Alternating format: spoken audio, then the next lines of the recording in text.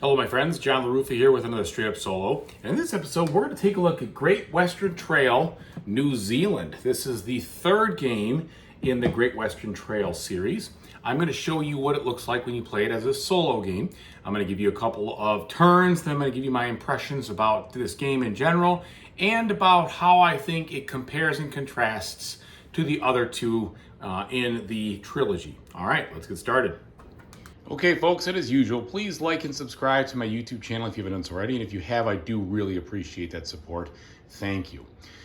So this game has a big table footprint. And because of that, I'm going to kind of show you a little bit of an overview of everything. Then I'm going to set the camera up because it's really difficult to give you the full overview. Plus, it's a glossy board. And as you can see, I'm getting a lot of reflection over here with these glossy spots. So anyway, what's going on? Well, like every other Great Western Trail game, you have your own main board here. You have a main board over here where you're doing a lot of your actions and this is like the super windy rondelle mechanism. You have the market down here where you have, in this case, the sheep cards you can get. And then you have, this is a difference here, you have different tracks over here that have both the available workers that you can get, plus these bonus tiles that you can buy. And these are where you actually advance the game going down through the rounds. And then there's another track over here, which is the Pathfinder track, which is new in this game as well. So you have all that. Then you have the usual spaces where you deliver, okay? But then there's different spaces on this other board. Now you have this auxiliary board, which is very much like very similar feel to the Rails to the North expansion for the original Great Western Trail 2nd edition or 1st edition, either way. And it introduces small markets, medium markets, and large markets. And then you have another market completely, which has to do with, instead of delivering your wool like you do over here, you're delivering your sheep, pardon me, you actually shear your sheep, which are way up here, and those have to do with a completely different mechanism where you are looking at a different part of your cards to see how that scores. And so that's what you've got going on the board. Then you have a deck building aspect of this game, which is different from the original one in that there are more cards you can put in, and you will use 4 of a possible 10 different cards over here that you can either buy or get as rewards. So there's a lot of additional things going on and some pretty big changes in regards to what you've seen before, okay? There is no rail track in this game. You have a fixed number of markets that you could go to at the very beginning no matter what. And then you have all these other markets that you can unlock with a boat.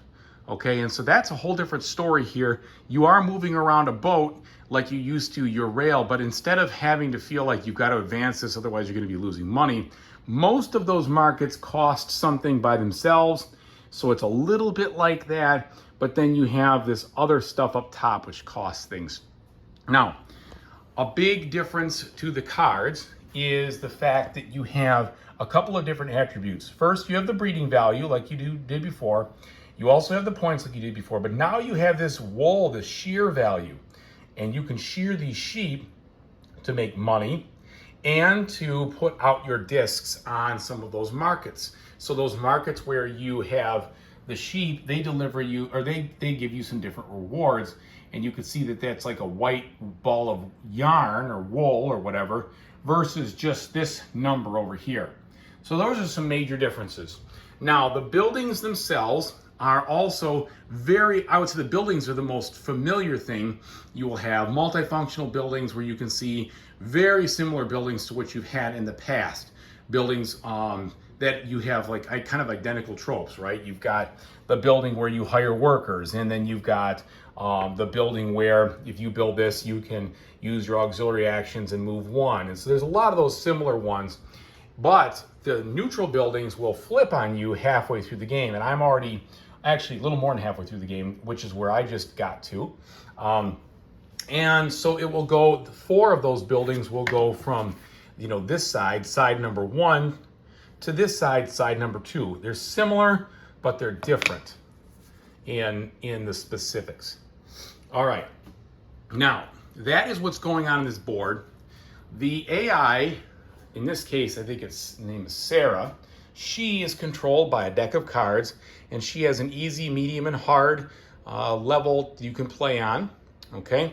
And she is very easy to control, very similar to control like you did in Great Western Trail, probably even easier to control than the Argentina one because her actions are more specific, and you don't have to worry so much about the way that she's going to deliver certain things. Her delivery is extremely simplistic in this game, where in Argentina was a little more complex.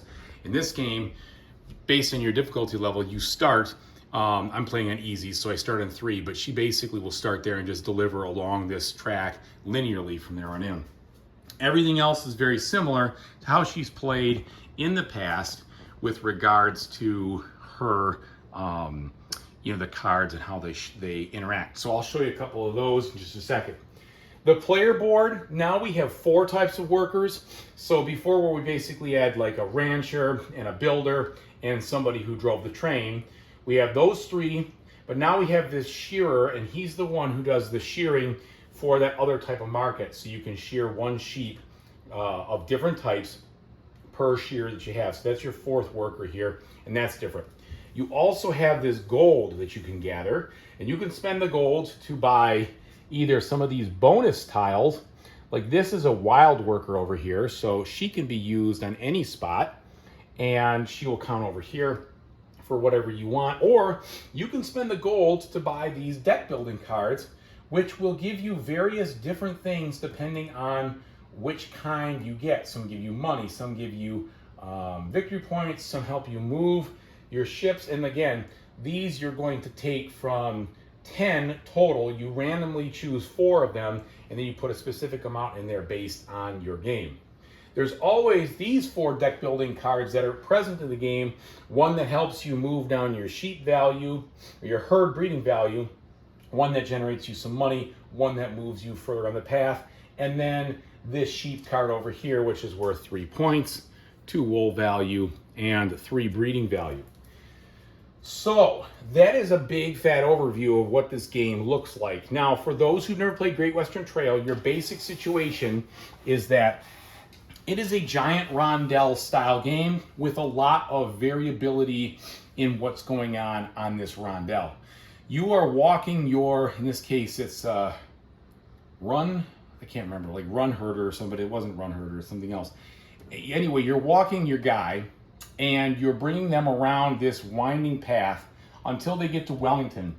When they get to Wellington, you're going to choose sheep of different types to bring to the market, and based on their breeding value, you're going to be able to take one of your discs off your board to do an unlock of some sort and put it down to score points, and sometimes you have to pay fees. When you do that breeding value, you'll also score $1 or £1 in this game, I guess, for each breeding value that you have. So if I have a value of, let's say, 12, I get 12 pounds, and then I would be able to take one of my discs from here, and then I could put it on the 12 space, and it might cost me 4 pounds to put it there, but I would get 4 points. And I could put it on any other spot that I may have unlocked. So if I've unlocked other things out here, for instance, if I unlock the 13 spot by going here and building a small outpost, it's not really an outpost, I can't remember what it was, but if I build a spot right there, then it will allow me to use this space. And if I build a spot here, it'll allow me to use this space. And so there's a big component of moving your boat around this game to unlock spaces that you can use later. And so that's a big mechanic that's very different. It has a similar feel to the expansion Rails of the North, but because you're not, it doesn't seem as, well, I don't know. It is a very feel. I'll say it's a very similar feel to that. That's also how you sometimes in these medium ports will get these bonus tiles, because you have to sail to the medium port, and then when you're there, you can spend a boat action to pay the cost of whatever it is. You get the reward in the card that they give you, and then you would also be able to put your disc down, and if you can afford to, you can trade one of your workers over here for this bonus tile, which gives you an immediate benefit and then some other way to score at the end of the game. You also have the same bonus cards like you've always had. Those score for points at the end of the game. Your herd value will score points. There's a bunch of different, there's all the usual, I shouldn't say a bunch of different, there's all the usual ways you're going to score like you did in the original games, with the addition of this Pathfinder track will also score you things. Okay, so what does it feel like? Well, let's take a couple turns. It's my turn first, so I have a move value of up to 3, and I can move up to 3 spaces along this track and stop whenever I want to, and I have a +1, so it actually gives me a 4. And when I stop, then I can take the action on the building. The action on the building might be to do something specific in regards to the icons that are there, or if I stop on one of these tiles or the opponent's tile, I would just take an auxiliary action, which isn't really optimal. You don't want to do that. Or if I stop in a place that I had built that also has a risk action, I could take that along with anything on the building. So you're basically trying to decide how many buildings do you want to skip to do more trading, do more herd trading here at Wellington, versus how long do I want to take and get kind of build up what I'm trying to do here. So with those 4, the first thing I want to do, because I'm still pretty low on workers, but I have a decent amount of money, I've got $8, is I still want to try to do some more recruiting of workers. So I'm going to go here, and it says 2 cards of the same type, like these 2 right here. I can go ahead and discard those and get $2, which I will do. Then I can hire a worker for $0. And so I'm going to go ahead and hire this worker for 6.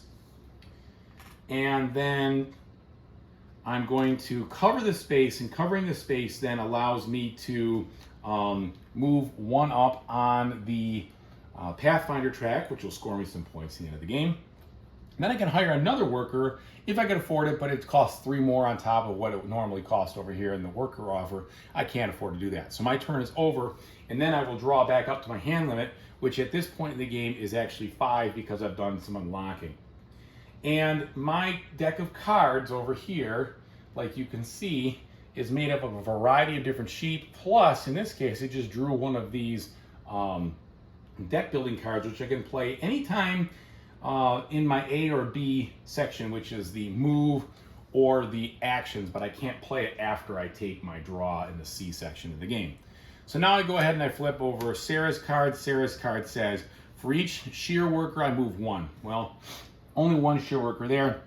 And then I do the action. Even though I'm at Wellington, I still do the action. In this case, it is just to move again, but because I'm there, we're done. We're finished. Very simple. When Sarah is there, all she does is put down a disc right there, doesn't pay anything, doesn't do anything like that. And then we'll place both of these right tiles, depending on what they are, in their corresponding spaces. And I just realized that I had put, I think these are backwards. Yes, so this is actually supposed to be here. These icons, this water is a little bit blurred like that, but now I see there's another helper icon, which makes it easier. And we put that down there, and it advances the round marker 1 more spot. We push these over here, and we add from the bag A and B, just like we did in the other types of Great Western Trail games. And then she begins her walk again over here. Now it's back to me. I decide what I want to do. Well, I've got to go across these hand buildings, one or the other, and that means I have to spend 1 coin. So it doesn't matter which way I go, but I have to spend a penalty coin to go there. And I have up to 4 moves. And where I am right now, I think that the best thing for me to do would be to actually stop on this track right here. That will let me get another bonus card or take an auxiliary action. And in my case, let's see. I think I want to take this bonus card right here in the hopes of being able to score it later.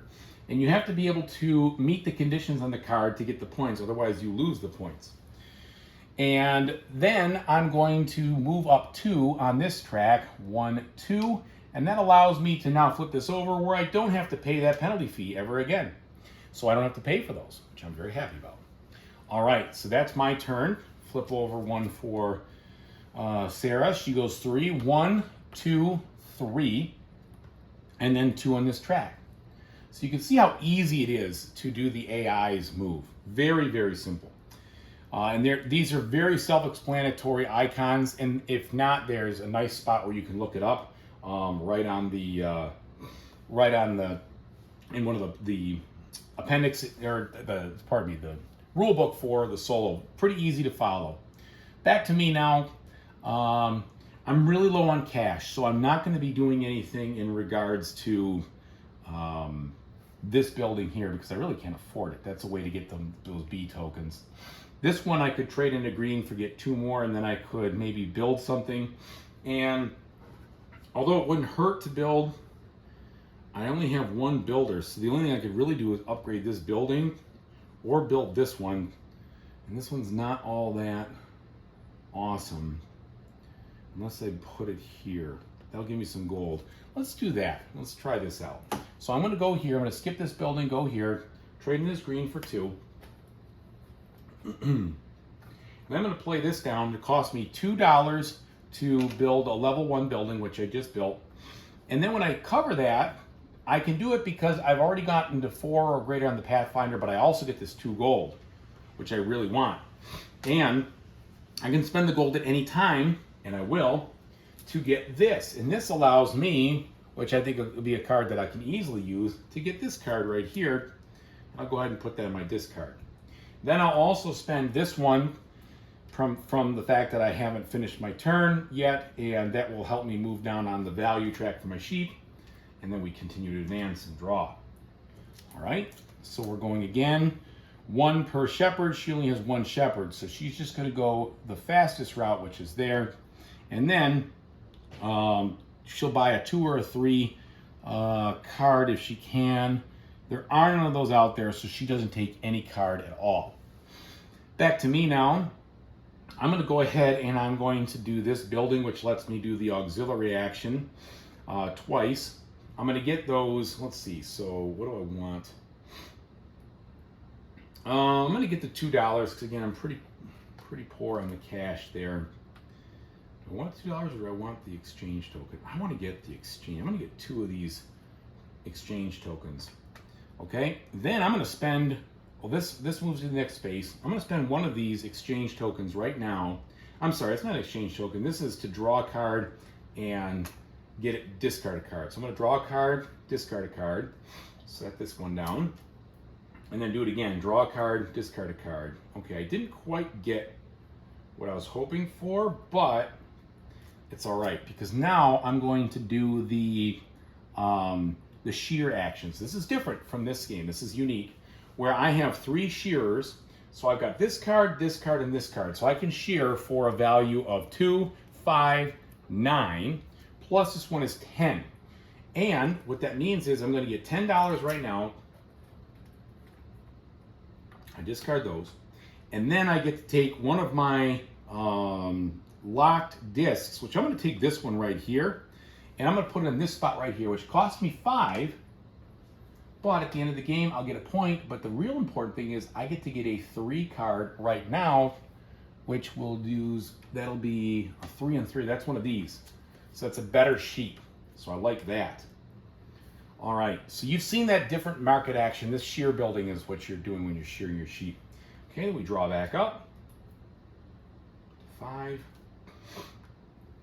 And back to this guy. Sarah moves 1, 2, 3, 4 spaces. So she's going to go 1, 2, 3, 4. She won't go over those. She stops right there. You do what she says on the card. In this case, it is going to build a building. She's going to build a building of 4. So there is a 4 right here. She'll always build it in the space right before me. It's right there. All right, that's that. Now back to me. I'm going to go to this. Nah, I'm not going to go to that space because she got a big move. Unfortunately, well, here's the good news. I don't have to pay the fee. I don't have to pay for the hand. So I'm good with that. I think what I'm going to do, though, is I'm going to go all the way over here. So that's going to be 1, 2. Oh, I can't make it. Because I can go, that'll be 3, 4. That's not going to help. So I guess I'll stop there. I will discard this 2 for 3 coins, and then I will go buy a sheep. And I can buy this sheep right here for 3 coins. It's really all I can afford because I don't have a lot of shepherds. So I'll buy that one for 3. All right, back to her now.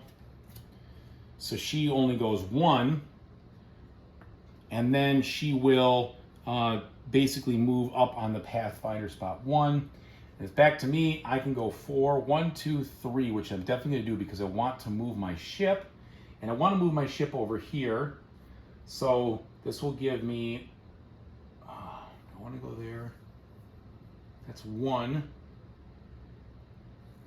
So basically what I can do is I can move it 2 spaces because I have 2 captains, then I can move it 2 spaces again. So let's do that. So 1, 2, I'll pay the 4 coins to put a disc in this white spot, and I'll use this one. And then I have the opportunity to get this, and that will give me 8 coins right away plus 1 point for every building I built at the end. And the question is that worth it? I think it is worth it.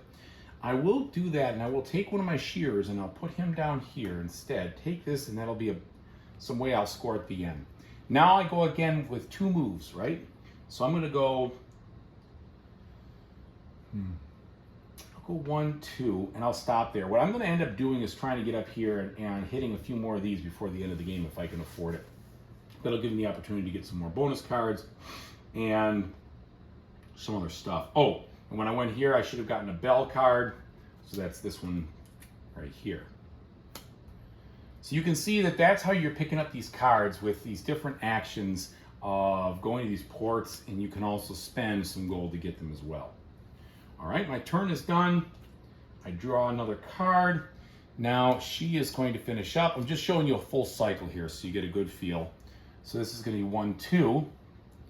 And she will pick up another one of these, and this will award her 4 points at the end of the game and one of these cards right here.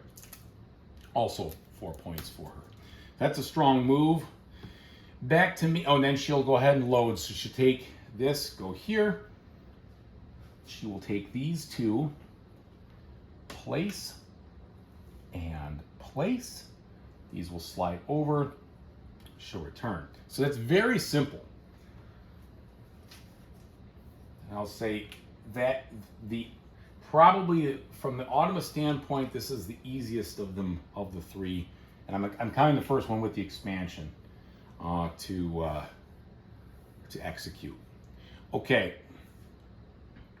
Now, my final thing, I really score a lot, but I don't have enough money to go there. And oh yeah, I'm gonna do it. I'm gonna go here because I can at least get $2 from this. 1, 2.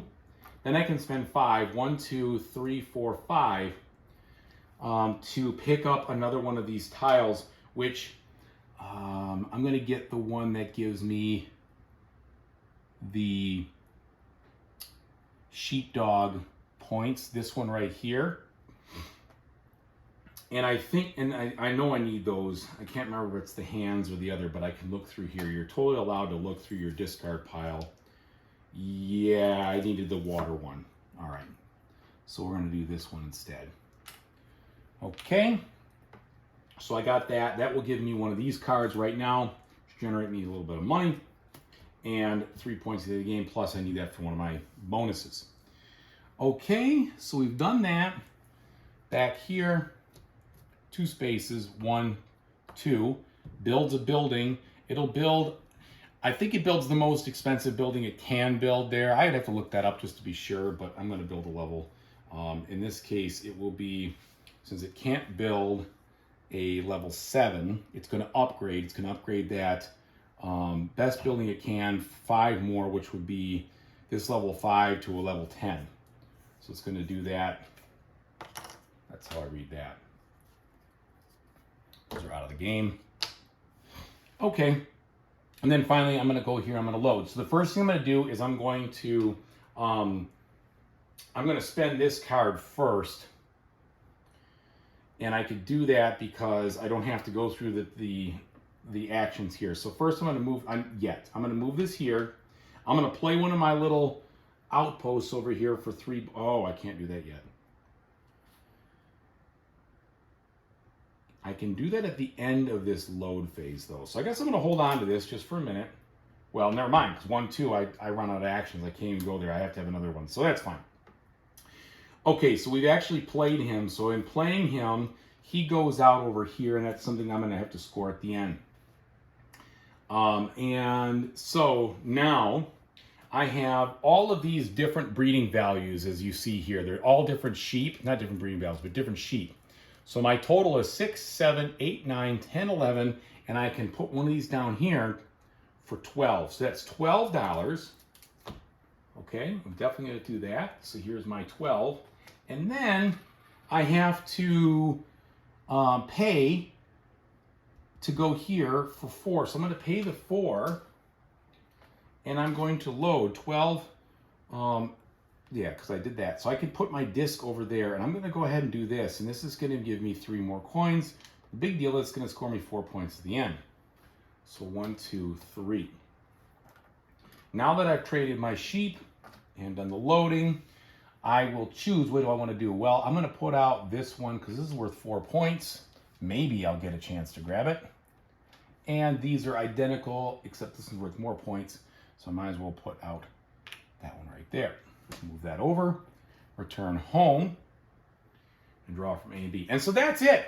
That is the way the game works. Now the game will end when that little marker over there, which I don't know if you can see or not, I'll show you. When that marker moves off the board, which is just going to be in a couple more loading rounds, as a matter of fact, when he loads and I load, it's going to trigger the end of the game. Yeah, so you can't quite see it.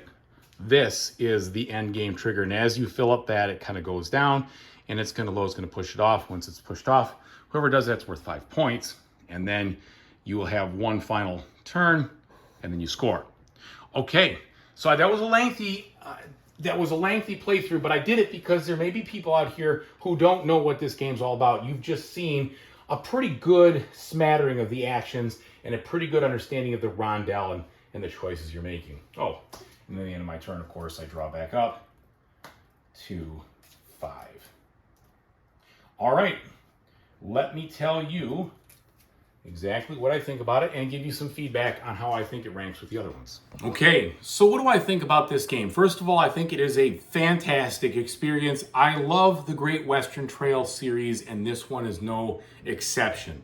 I think it is a lot of fun. I think that the solo bot is extremely easy to manage in this one, even more so than from Argentina and from the original, because there's just not a lot of decisions on or remembering, okay, which port is he loading or is she loading, and where's it going? Not that that was really that tough before. It really wasn't. But this one is even more streamlined, right? You're just basically plunking down in that situation. Now, I don't know if that will, at longer term, if that's going to provide for a less interesting bot experience or not. I don't think so. That doesn't seem to me to be a big deal, because they will still focus on different hiring situations based on how it goes.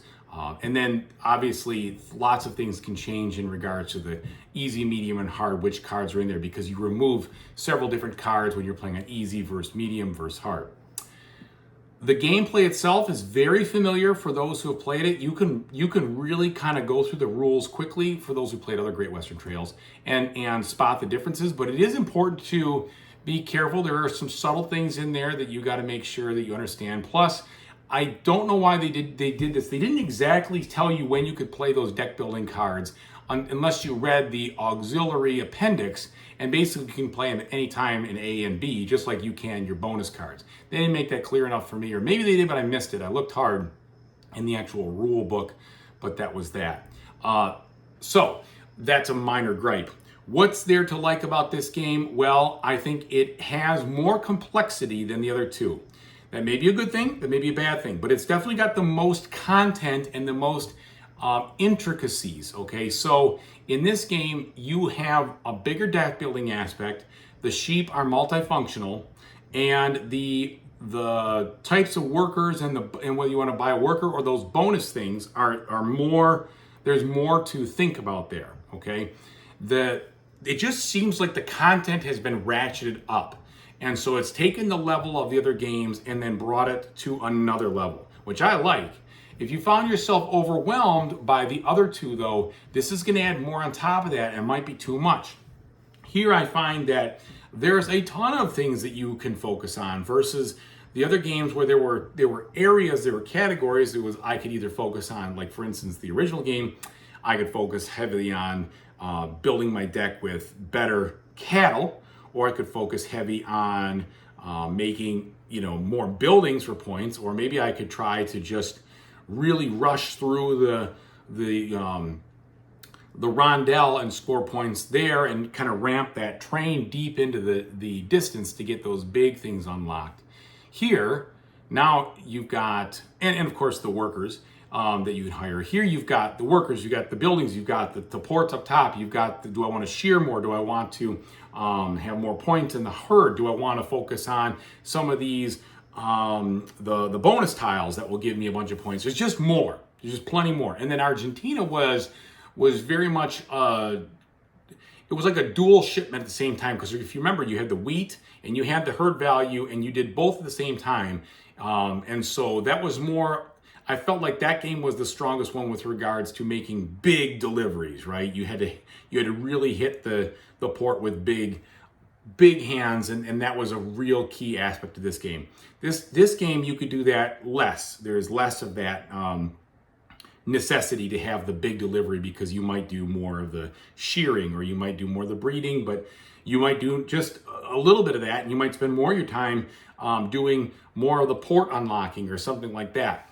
So I think it's definitely more complex. This game is more full, okay? I don't think it's necessarily overwhelming, but if you have already been at the top of your threshold before, getting this one's gonna push you over, okay? Now, where do I put it in ranking? I think that as I look at it right now, and it's not just the new game syndrome, although I know I'm susceptible to that, but I do think this is probably my favorite of the series, because it takes the best things of the original with the expansion, and it adds that up top with that shipping, and I really like that. And then it increases the deck building, and it increases the choices with regards to not just the worker, the actions, but also the specifics on, do I get these bonus tiles and stuff? There's just more to do, more to think about, and I like more in most cases. So I put that up here. I would put Argentina right here, because I thought Argentina was really cool in the standpoint of trying to get those huge whopper shipments to, really get some good solid unlocks. And I like that one a lot too, from that aspect. And yeah, there was some differences in which you could do intricacies in the deck side, but not nearly as much as in this one. And then at the bottom, I would probably put the original with the expansion. Without the expansion, I think it's much lower. The original with the expansion brings it up here, and they're close, right? So if, they're really close in my ranking, best, better, and still very good. But without the expansion, the original Great Western Trail is a really kind of like a basic entry cut below, given all these other ideas. And so that's how I'd rank it. I think there could be room for, if you have none, I could see you buying this and Argentina and saying that covers the majority of what we're looking for here. If you have the other two, I could see you buying this, because you could say, I really like the extras, the deck building and everything else. If you only bought one, it just depends on how complex you want to get. I like Argentina, like I said, more than the original, plus the expansion, and it's cheaper price point because you don't have to buy as much. But I still think this probably leads off as my all-time favorite of them all. So the real question is, for me, am I going to hold on to all three? I'm definitely going to hold on to this one. I'm definitely going to hold on to Argentina, and time will tell with regards to the original plus the expansion.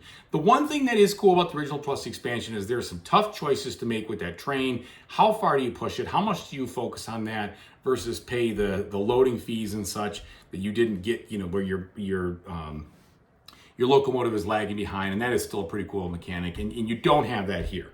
You don't have that because there's no train, and the ship is much more loosey-goosey. You can move all over the place. It's not like you feel like you are falling behind, where that one definitely had that falling behind mechanic feel to it. And of course, Argentina gives you the idea of you can ship sooner by moving your train back. You can get to the market sooner. So they're all great games. Let me be very clear. They're all great games. They're all fantastic solo offerings, and there's something that here for everybody who likes that kind of thing. So thanks so much for watching. I really appreciate it. Whatever you decide to do in the future, I really hope you have a fantastic time doing it. Take it easy, everybody.